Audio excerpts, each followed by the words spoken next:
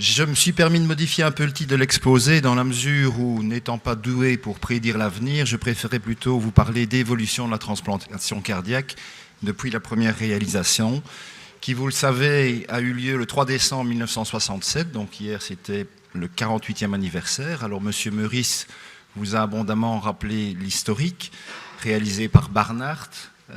Il a fait ça relativement rapidement à son retour d'un séjour aux États-Unis, où il séjournait en compagnie de Christian Cabrol et de Shumway. Et il a profité de faire ça un week-end, je pense, pendant que son chef de service était à l'étranger. Donc, je le dis pour M. Van Damme, ce n'est pas bien de faire les choses dans le dos de son chef de service.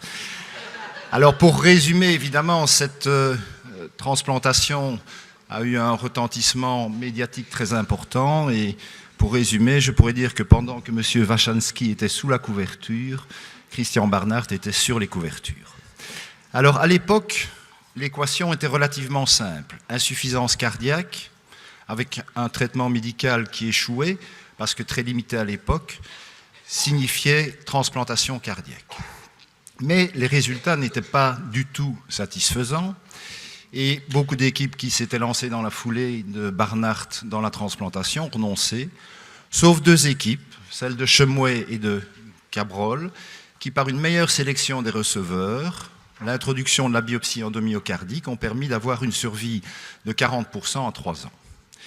Et lorsque la cyclosporine a été introduite, il y a eu un bond dans les survies, puisqu'on avait une immunosuppression plus efficace, puisque la survie est passée de 40% à 3 ans à 70%.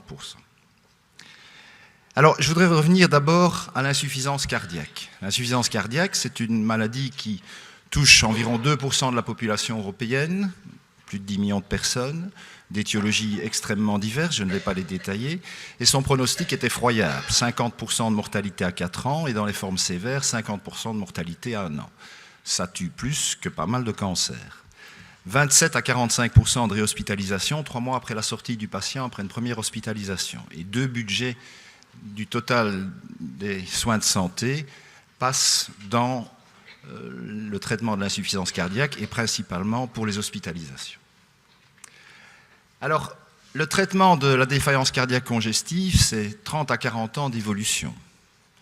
On est passé à une prise en charge intégrée, on a affiné le diagnostic, développé des indices pronostiques, des marqueurs de l'insuffisance cardiaque. On a diversifié le traitement médicamenteux. On prend davantage en charge les arythmies, on met des pacemakers défibrillants et on réduit le nombre de morts subites. On fait des resynchronisations cardiaques par pacemaker qui permettent d'améliorer la fonction. Et puis, des techniques chirurgicales ont été développées à la fois en cas de défaillance cardiaque congestive et pour traiter la défaillance cardiaque congestive. Et enfin, se sont développées les assistances circulatoires. Et tout ceci a profondément modifié le contexte, les indications et les contraintes techniques de la transplantation, mais aussi le profil clinique des patients greffés.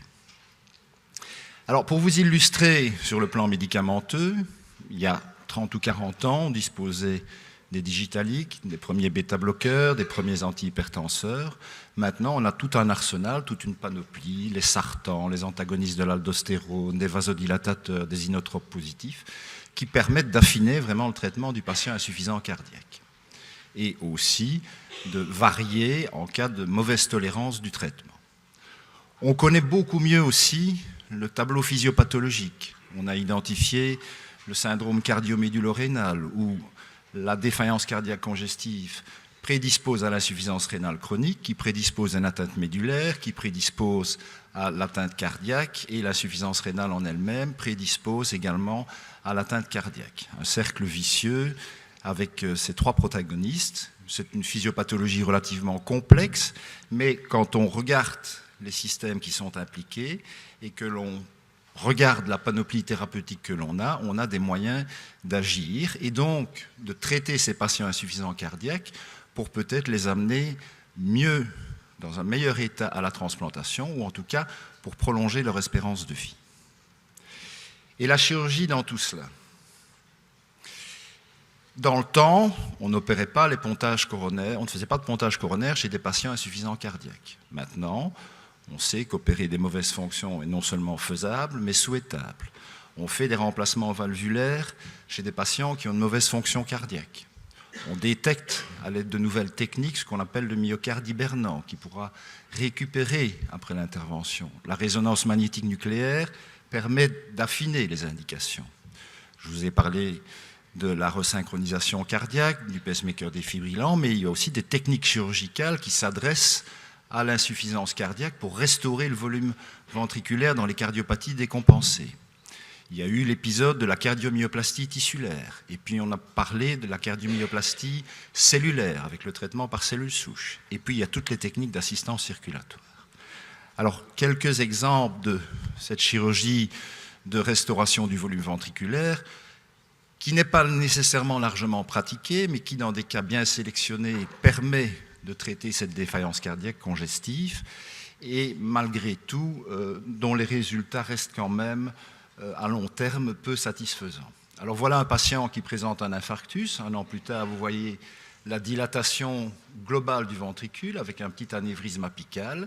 Eh bien, dans ce genre de situation où il y a une modification du volume, une augmentation de la tension pariétale, et où le patient, en raison de cette augmentation de la tension pariétale, est dans un cercle vicieux d'insuffisance cardiaque, on peut pratiquer des interventions de restauration du volume ventriculaire en resséquant une partie du ventricule et en fermant ensuite par un patch de manière à restaurer une géométrie et une orientation des fibres encore viables et une tension pariétale correcte. Il y a une autre intervention aussi qui, elle, n'est pas pratiquée nécessairement après infarctus, qui est l'opération de Battista, qui a été pratiquée dans certaines formes de cardiomyopathie, qui a donné des résultats satisfaisants dans ses mains, mais les résultats n'ont pas été reproductibles. Elle consiste à enlever une pièce de myocarde et ensuite à suturer la brèche que l'on a créée. Cette opération est un peu la pièce du boucher. C'est un peu difficile de définir le volume de muscles ventriculaires à resséquer pour obtenir un résultat satisfaisant. Alors, je vous ai parlé de la cardiomyoplastie tissulaire comme alternative à la transplantation éventuellement. Elle consiste à prendre un muscle squelettique, le grand dorsal, à le pédiculiser, à l'entraîner, à le stimuler pour lui donner des caractéristiques biochimiques, fonctionnelles et morphologiques du muscle cardiaque, et ensuite à l'enrouler en une sorte de gros oiseau sans tête autour du ventricule, de manière à fournir une assistance ventriculaire par la contraction du muscle squelettique. Ça agit davantage sur la fonction diastolique que sur la fonction systolique, et les résultats à long terme n'ont pas été très satisfaisants parce que ça pose pas mal de problèmes d'arythmie éventuellement ou de dégénérescence du muscle ainsi transformé. Alors finalement, quelles sont les conséquences pratiques de cette diversification du traitement? C'est qu'il y a un ralentissement de l'évolution vers la défaillance cardiaque congestive terminale. Donc ça augmente la population de patients en défaillance cardiaque congestive. La durée d'attente en liste de transplantation fatalement augmente, puisque il n'y a pas suffisamment de donneurs, et vous ne me ferez pas dire que c'est dommage, parce qu'en transplantation, il ne faut pas faire du triomphalisme, et il ne faut jamais oublier finalement que lorsqu'on fait une transplantation, c'est parce que quelqu'un est décédé. Donc, si la prévention des accidents routiers, la prévention des suicides s'améliore, moi je n'ai aucun problème évidemment avec ça. Les patients candidats à la greffe sont plus âgés, ont des comorbidités plus nombreuses. Il y a davantage de réinterventions. On a plus de patients qui ont été opérés, qui malgré tout ont continué à évoluer par la suite et qui sont transplantés dans une procédure de réintervention. Il y a un certain nombre de patients cardiopathes congénitaux qui sont devenus adultes, qui posent des problèmes de difficultés techniques particulières en raison des montages qui avaient été réalisés ou en raison de la pathologie initiale. Il y a le problème chez ces patients des résistances vasculaires pulmonaires particulièrement élevées. Bref, tout ceci rend davantage complexe la transplantation cardiaque et ce n'est pas terminé. Regardez la liste d'attente en Belgique, 2005, 2014, presque un triplement. Donc ça reflète cette augmentation de la population de patients en insuffisance cardiaque.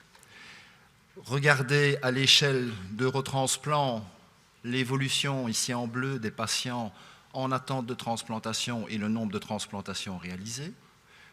Voilà, il y a donc ce gap dont je parlais, gap qui va conduire évidemment à davantage développer éventuellement des techniques alternatives, ça c'est évident. Deuxième chose, la durée moyenne d'attente sur liste a fortement augmenté ces dernières années, puisque actuellement nous avons des patients qui sont en attente depuis plus de 2 ans, nous avons plus de la moitié, 60 à 70% des patients qui attendent plus de 6 mois et 25 à 30% des patients qui attendent plus de 12 mois. C'était totalement l'inverse par le passé.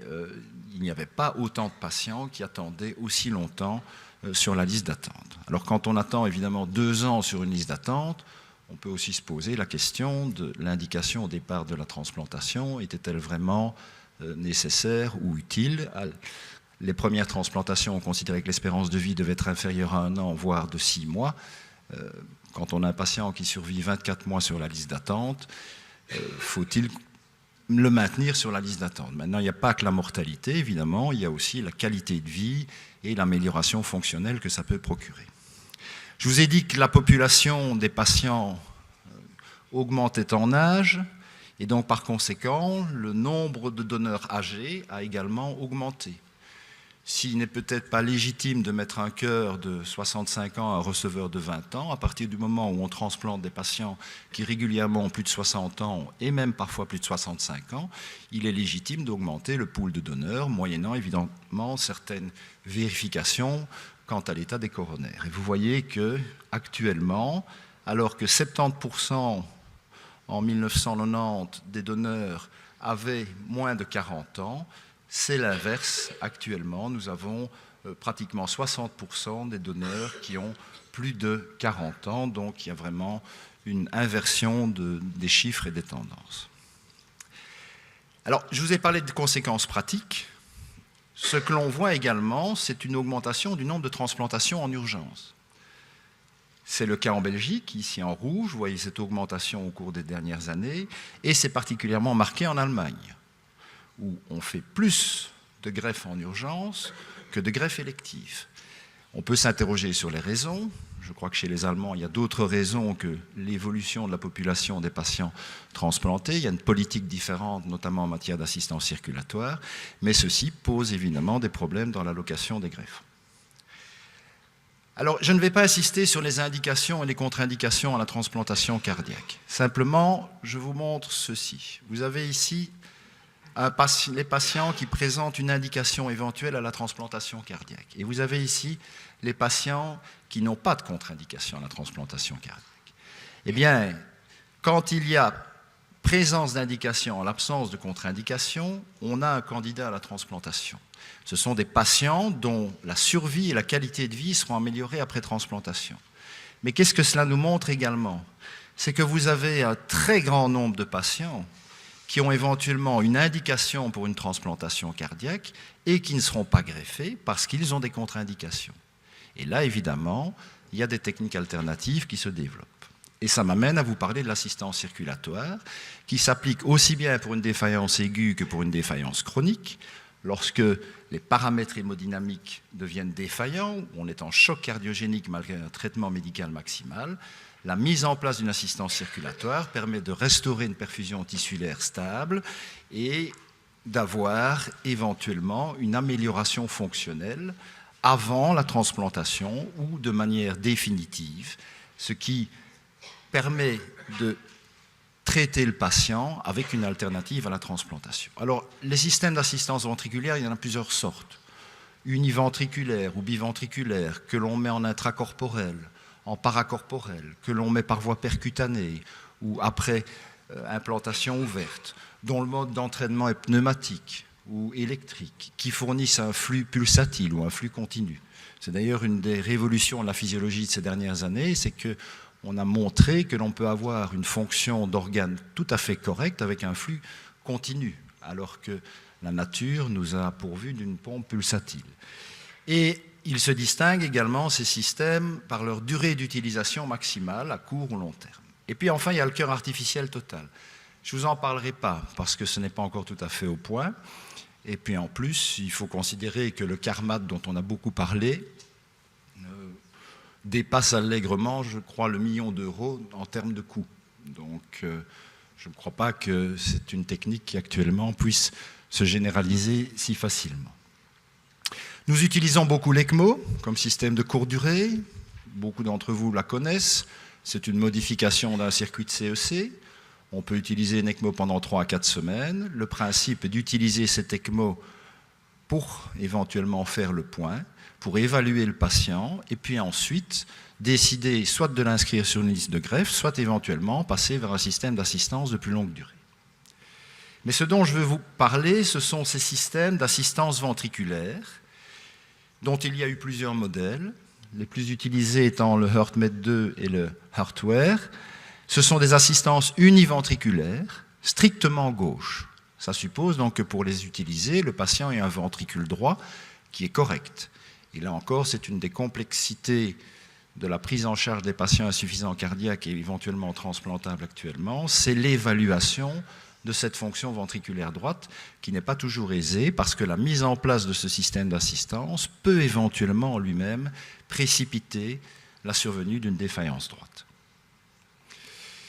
Vous voyez qu'en Belgique, 93% des systèmes d'assistance utilisés sont de type LVD, donc c'est-à-dire système d'assistance ventriculaire gauche, et la grande majorité des systèmes sont de type HeartMate ou Heartware. Le Heartware, c'est celui que nous utilisons actuellement. C'est un système assez ingénieux, c'est une pompe qui tient dans le creux de la main, donc ça veut dire qu'on peut la placer en intrapéricardique, ce qui évite de faire des décollements importants, qui peuvent toujours être source d'infection. Cette pompe est porteuse de sa canule qui plonge dans le ventricule, et le disque qui assure le débit est entraîné de façon électromagnétique, il est en lévitation et il y a un dommage aux éléments figurés du sang qui est vraiment réduit à son minimum. Donc pas d'hémolyse, peu d'activation plaquettaire, moins de risque de thrombus. Alors l'implantation est relativement simple, on coud, vous avez une photo ici opératoire, un disque sur l'apex du ventricule, un peu à côté de l'apex. Ensuite, on utilise un emporte-pièce, un système à l'emporte-pièce, comme si on enlevait un peu un trognon de pomme, pour faire une ouverture dans la paroi ventriculaire, et ensuite on connecte cette pompe sur ce disque, et puis on raccorde la prothèse sur l'aorte. Le patient n'a qu'un câble qui traverse la paroi abdominale, et ce câble est relié à un boîtier de commande et à des batteries qui lui permettent d'avoir une autonomie, de rentrer à domicile et de se promener, même de pratiquer une activité physique régulière avec un système qui est peu encombrant, contrairement au système précédent qui était utilisé, qui était le Thoratec, avec un système paracorporel où les pompes étaient à l'extérieur du patient, ce qui, vous l'avouez, n'est quand même pas très confortable. Alors, les indications d'un LVAD, c'est le Bridge to Transplant. C'est une indication de classe 1. C'est celle qui est le plus admise. Le patient est déjà sur liste d'attente. On lui met son système d'assistance pour lui assurer une récupération fonctionnelle, diminuer le nombre d'hospitalisations et diminuer le risque de décès en attente de transplantation. L'autre indication, c'est la destination thérapie, où là, c'est une alternative à la transplantation. Le patient n'est pas transplantable. C'est une indication de classe 2, même 2B.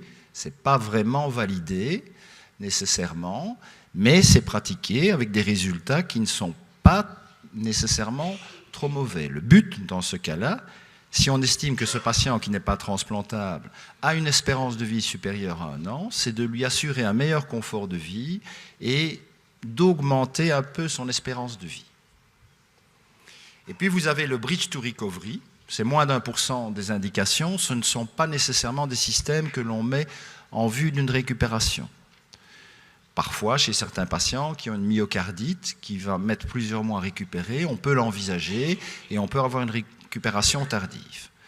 De toute façon, ces patients qui ne récupèrent pas, par définition, évoluent vers la destination thérapie ou le bridge to transplant s'il n'y a pas de récupération. Et puis enfin, on a distingué une autre catégorie qui est le bridge to candidacy. Ça veut dire qu'on met en place un système d'assistance circulatoire et on évalue le patient avec son système d'assistance circulatoire. Il n'est pas encore inscrit sur la liste d'attente. Les résultats sont moins bons qu'avec le Bridge to Transplant. Et on classifie les patients en fonction du fait qu'il y a probabilité que l'on mettra un greffon cardiaque ou que la mise en place d'un greffon cardiaque sera improbable en fonction de l'état du patient au départ. Alors, quels sont les résultats? Vous avez les courbes ici et j'ai extrait le tableau. Vous voyez qu'en Bridge to Transplant, la survie à 2 ans dépasse 80%. 83,8%, on n'a que 16,2% de décès. En Destination Therapy, c'est moins bon. 32,7% de décès à 2 ans, donc une espérance de vie grosso modo de 67%. C'est plus que l'insuffisance cardiaque sévère traitée médicalement. Mais c'est au prix éventuellement d'un coût et de certaines complications. Et vous voyez qu'en Bridge to Candidacy, les résultats sont moins bons qu'en Bridge to Transplant, 25,2%. Ça veut dire quoi?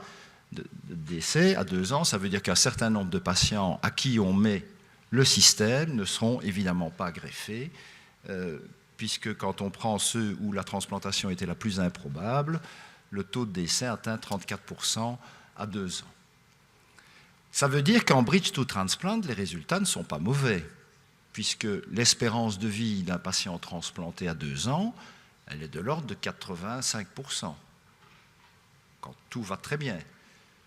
50% des patients sont encore en vie après 10 ans. Ça veut donc dire aussi que la mise en place d'un système d'assistance n'a pas entraîné une casse supplémentaire lors de la transplantation. Mais je peux vous assurer qu'il a fallu pour ça qu'on s'adapte en termes de segments, en termes de difficultés techniques, etc. Enfin, les résultats sont comparables. Beaucoup de complications, pas toutes fatales, heureusement, mais complications de segments gastro-intestinaux, les complications neurologiques dans 8 à 10% des cas, cause principale de décès. Par contre, le taux de mauvais fonctionnement des dispositifs est relativement faible et n'est pas vraiment la cause principale de décès du patient. On peut avoir des dysfonctions de pompe, des thrombus qui amènent éventuellement à réintervenir, à changer la pompe, mais ce n'est pas cela qui est responsable en général du décès du patient. Les infections, 20 à 30% de sepsis, ça veut dire qu'il faut être très prudent au niveau du matériel. C'est du matériel prothétique, il y a un câble qui traverse la peau, il faut des soins locaux qui sont tout à fait adaptés. Alors, pour terminer, je vous illustre un cas clinique. Ce patient a 53 ans, on diagnostique une cardiopathie dilatée familiale, il a une filtration glomérulaire qui est supérieure à 60 ml par minute, normale. Il est réhospitalisé, fois ou deux, sa filtration glomérulaire reste normale. Et puis, il nécessite différentes cures de dobutamine. Et après la première cure de dobutamine, sa filtration glomérulaire a chuté à 48 ml par minute. Nouvelle cure de dobutamine en mai, 22 ml de filtration glomérulaire. Et puis en juin, fin juin, on lui met en place un système d'assistance circulatoire. Et lorsqu'il rentre chez lui au mois de juillet, sa fonction glomérulaire est normalisée.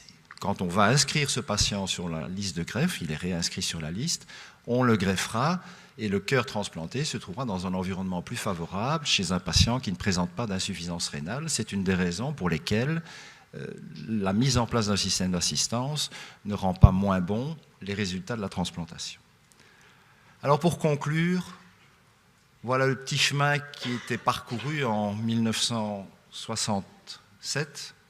Traitement médical, pas couronné de succès, transplantation cardiaque en cas de défaillance cardiaque congestive. Et comme ce chemin s'est compliqué depuis cette époque, et ça nécessite beaucoup de discussions, une prise en charge multidisciplinaire et beaucoup de colloques parfois pour décider si on va greffer un patient ou si on va lui mettre en place un système d'assistance. Je vous remercie de votre attention.